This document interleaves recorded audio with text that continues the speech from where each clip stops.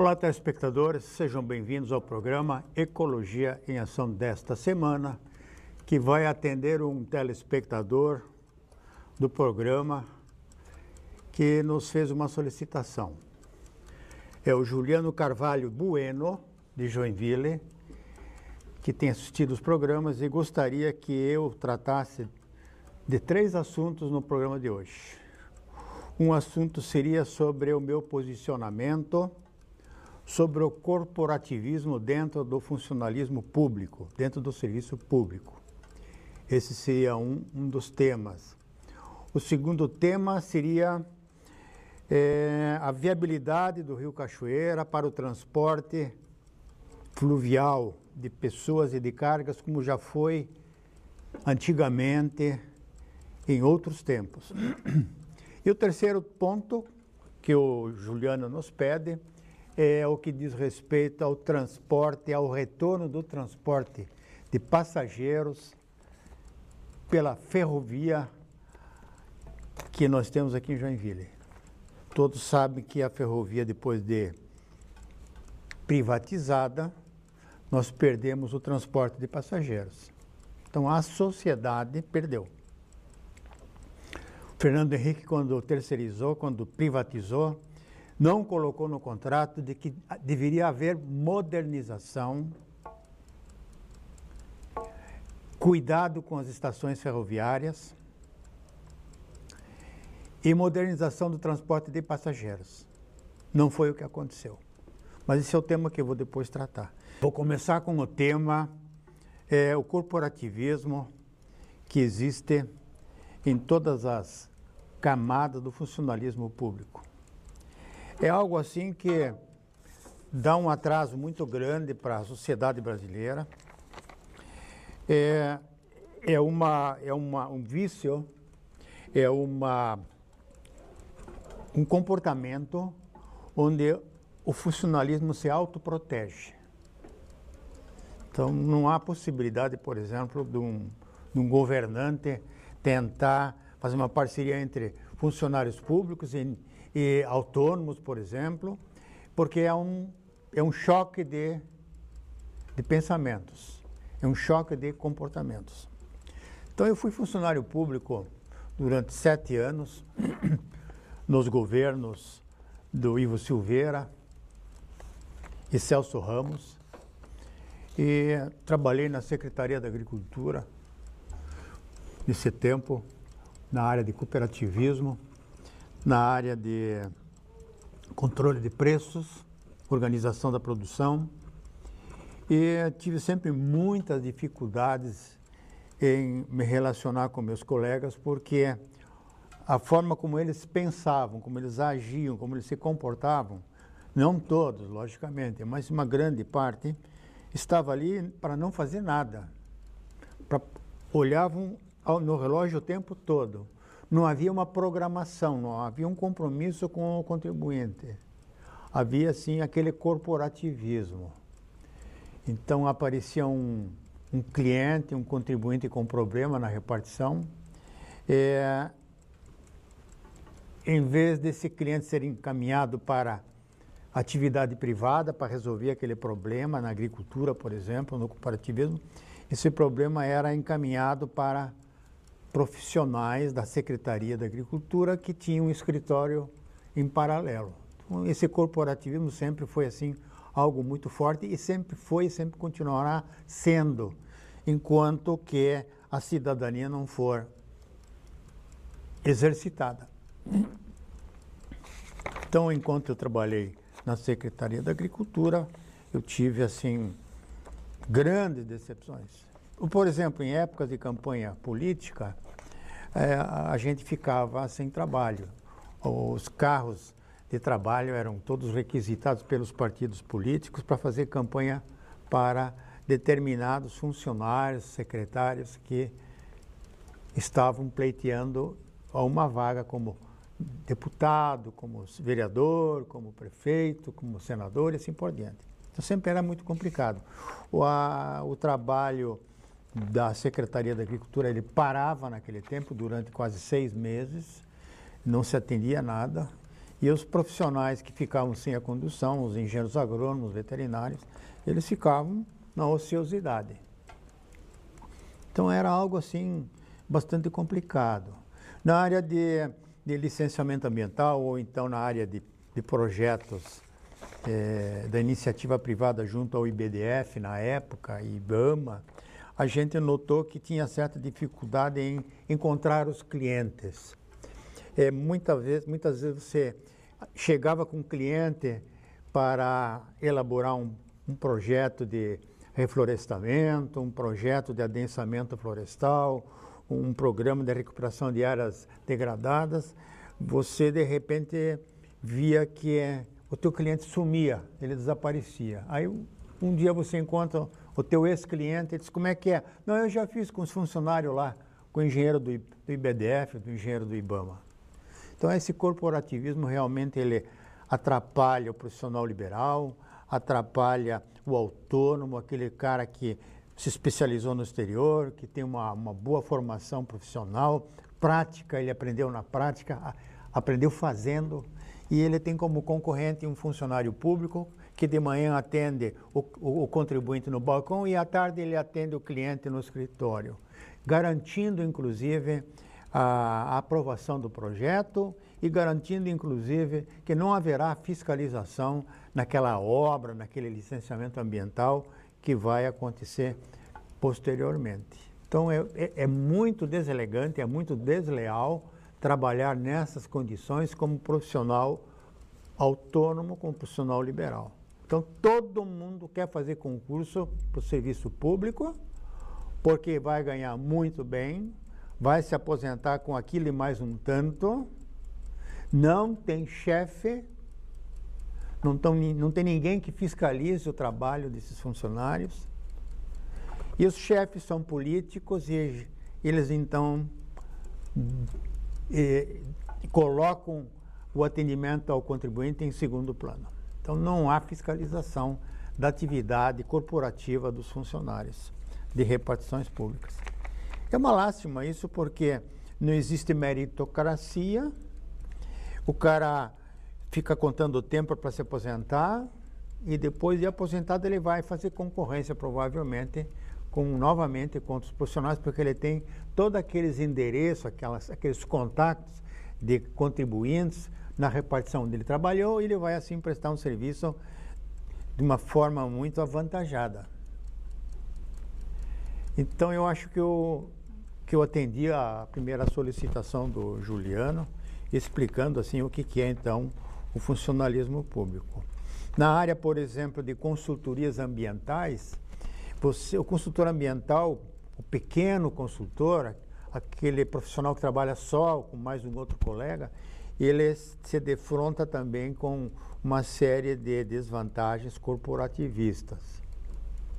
Então você tem, por exemplo, uma consultoria onde você emprega os funcionários da repartição que vai analisar e aprovar aquele trabalho, aquele licenciamento ambiental.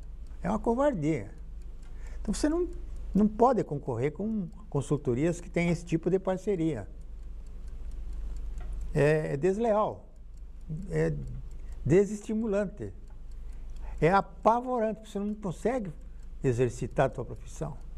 Então a corrupção é muito grande também nessas áreas e realmente o contribuinte muitas vezes se sente constrangido quando ele recebe uma proposta dessas no balcão da repartição, onde o profissional que o atende ali também já resolve, já oferece solução e garante aprovação sem fiscalização. É algo assim que no Brasil que nós temos que mudar isso aí, nós temos que passar isso a limpo. Não é possível continuar com esse tipo, essa tramóia, essa trampagem, essa falta de ética. E realmente o cliente, o profissional, ele não tem condições de atender de uma maneira ética. Muitas vezes você dá um preço justo para o teu contribuinte e o teu contribuinte diz, não, eu vou fazer lá na repartição, lá tem um engenheiro que faz pela metade do preço. E ele disse, aquele engenheiro lá da repartição, disse também que você não entende de nada, que você não consegue aprovar os projetos aqui na nossa repartição. É isso que acontece. Fui já muito vítima desse tipo de comportamento sem ética de muitos colegas meus e de muitos profissionais que militam na área de recursos naturais. Ok, ô Juliano, essa parte nós parece que passamos. Se você quiser mais detalhes, faça contato comigo que a gente volta a conversar sobre o assunto. O segundo tema diz respeito ao rio Cachoeira. É um rio que era navegável até ali na altura do mercado municipal e que muita gente tem o sonho de ver novamente uma movimentação náutica de embarcações no rio Cachoeira, movimentando cargas e passageiros para São Francisco, para Araquari, porque o gerenciamento costeiro já delimitou as vias marítimas novamente, já legalizou novamente todas essas vias, só que nós não conseguimos fazer com que os nossos projetos tocados a hélice prosperem por causa da poluição, da sujeira que boia na água do rio Cachoeira, na Lagoa do Saguaçu, arrebentando com os motores, fundindo os motores e interrompendo as viagens daqueles passageiros que tinham hora marcada para chegar ou em Araquari ou em São Francisco do Sul. Nós temos um porto em Araquari, pequeno, mas pode ser aviventado, com a estrada dos anos 80 entupida, e vai ficar cada vez pior, que Araquari não para de abrir novas indústrias, não há um planejamento de mobilidade, e isso é algo que é muito ruim, é muito complicado para quem tem negócios, para quem tem indústria, que precisa se deslocar. Nós até poderíamos ter um pequeno porto na região do aeroporto de Joinville, onde o passageiro que veio do São Paulo, do exterior, poderia pegar uma lancha, uma barca e se dirigir diretamente para São Francisco do Sul. Mas isso vamos deixar para o nosso segundo bloco, onde nós também continuaremos tratando deste tema. Agora é que nós já retornamos.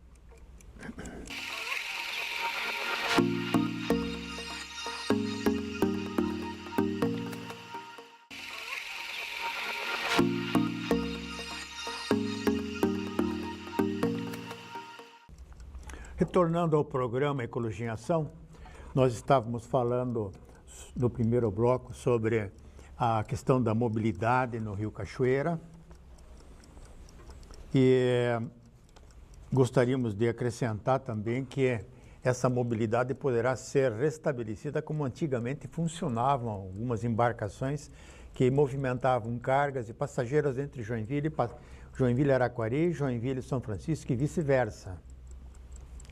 Era um transporte rápido, não tinha poluição no rio, não tinha saco plástico, não tinha sofá boiando, não tinha nada disso. E aí as lanchas movidas a hélice não tinham problemas. Elas chegavam no destino sem problema nenhum. Hoje isso é impossível. A flutuação de lixo é muito grande e as embarcações que têm jato de água e hélice têm problemas de entupimento. E aí e já apresentei isso diversas vezes no meu programa, uma embarcação chamada Overcraft. Nós não temos indústria de Overcraft no Brasil.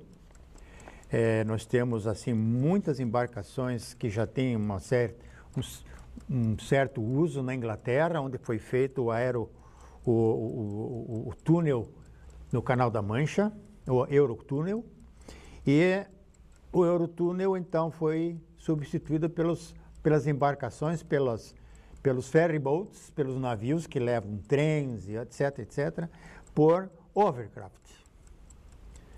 Então, Overcraft e embarcações maiores, então, passaram a não ser mais tão usadas, porque o Eurotúnel realmente ele dá uma vazão muito grande, um fluxo muito grande de passageiros e de cargas entre a Inglaterra e a Europa.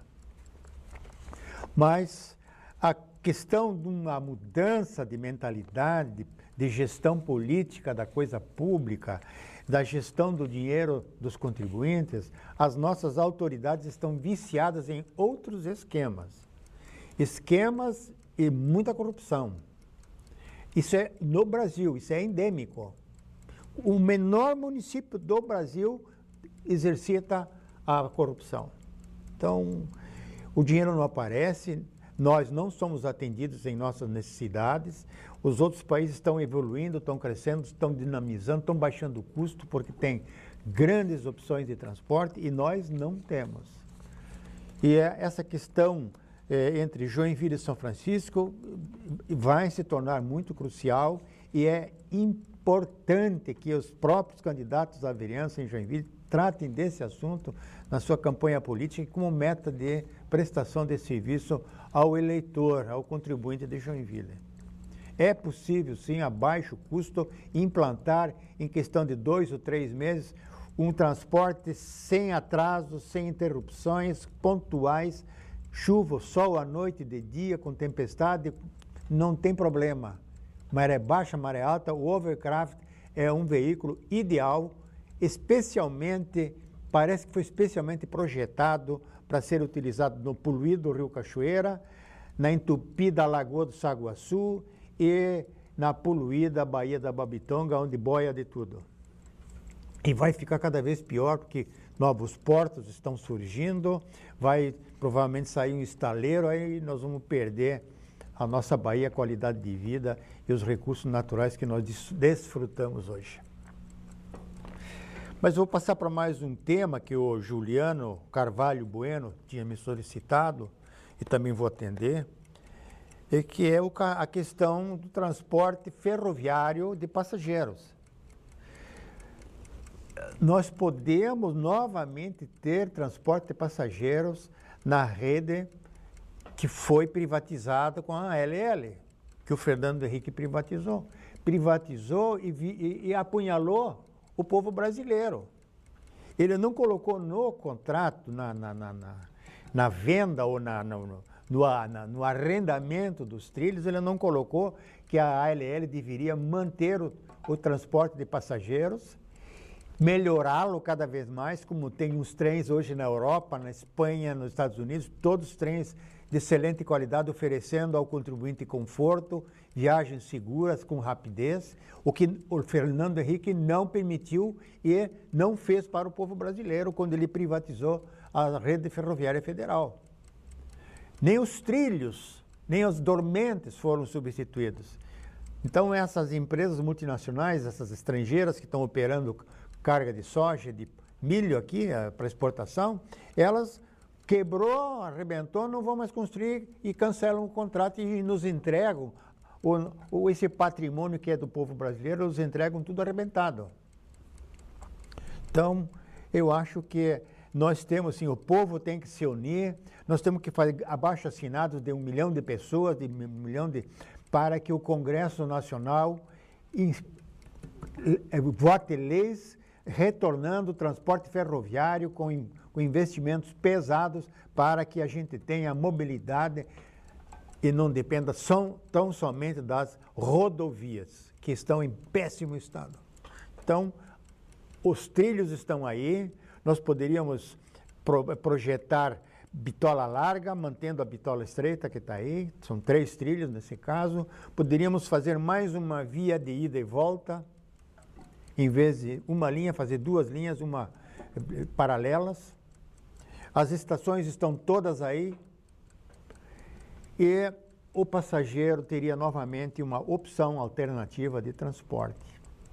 Aí, quando a rodovia estiver fechada, um acidente de grandes proporções fecha a rodovia durante 1 semana, 2 semanas, ou haja assim um grande acidente com o próprio leito da rodovia, a gente teria sempre a ferrovia como opção e o transporte fluvial também como opção. Mas isso depende de político, e esses políticos nós não temos no Brasil. Nós teríamos que buscar políticos com cabeça proativa, com cabeça moderna, com cabeça voltada e compromisso com o eleitor, teríamos que buscar na Europa. Nós podíamos contratar gerentes, em vez de prefeitos, gerentes alemães, para gerenciar Joinville, São Francisco, Araquari, Itajaí, Jaraguá. Gerentes. Pode eleger a politicagem aí à vontade, mas eles não vão interferir na gerência, na gestão do município. Joinville é uma fábrica de 600 mil empregados, 600 mil sócios, não empregados, sócios, e que esses sócios não estão tendo o dividendo necessário pelos impostos que pagam. Até quando nós vamos suportar essa negligência, esse mau caratismo dos nossos políticos? Certo? Então, não sei. Eu acho que nós estamos votando errado, temos que acabar com os partidos políticos todos, começar uma nova geração, uma nova constituinte, para tirar toda essa cacalhada que tem aí, para que realmente o homem que nós votamos seja um funcionário público ativo e compromissado com o eleitor, com o contribuinte. É triste, você chega quase aos 80 anos, 79 anos, e você viu desaparecer trens, que nós tínhamos trens até modernos aqui no sul do Brasil. Havia assim um trem expresso que eu conheci em Porto União quando morei lá, na década de 50 do século passado. Os trens eram trens de aço, 2 locomotivas Malé. Eles não paravam em Porto União, só paravam em Curitiba, Porto Alegre e São Paulo. E iam para Buenos Aires. Então eram trens de luxo, trens com 2, 3 categorias para passageiros, trens rápidos. Acabou. Juscelino vendeu, entregou para a indústria automobilística as estradas do Brasil. Para ter produção de carro tem que ter estrada, então foi só feito estrada. Foi uma imposição da indústria automobilística que acabou com as ferrovias, com o passageiro de cabotagem. Nós poderíamos ir para o Recife de navio, saindo de São Francisco. Em 2 dias a gente estava no Recife, Manaus, Rio Grande do Norte, etc. Não acabaram o transporte de cabotagem no litoral brasileiro. Não tem mais marinha mercante. Acabou-se. Proibido. Proibido. Então, esses absurdos brasileiros levaram o país à situação que está. Não é só desses últimos 2 governos, não. Todos eles contribuíram para engessar o povo brasileiro, a só pagar imposto e não ter retorno. E eu acho que é um tema que a gente poderia trazer os políticos aqui para o programa e debater com eles, mas eles não têm compromisso. Depois de eleitos, eles se transformam numa outra pessoa. Eles tiram aquela roupa e vestem a roupa de transparente, de omisso. O político sem compromisso com o eleitor. Infelizmente é isso, nós não sabemos escolher e quem escolhe são os partidos, não somos nós, eleitores. Nós votamos aqueles candidatos que os partidos colocam para benefício próprio. Ó, esse aqui é o cara bom. Esse é o cara bom de licitação aqui, ó. Esse aqui faz caixa para o nosso partido. É assim, candidato honesto não se cria e não deixam. É isso que nós temos que derrubar. Até o próximo programa Ecologia em Ação. E ao Júlio Bueno, um grande abraço.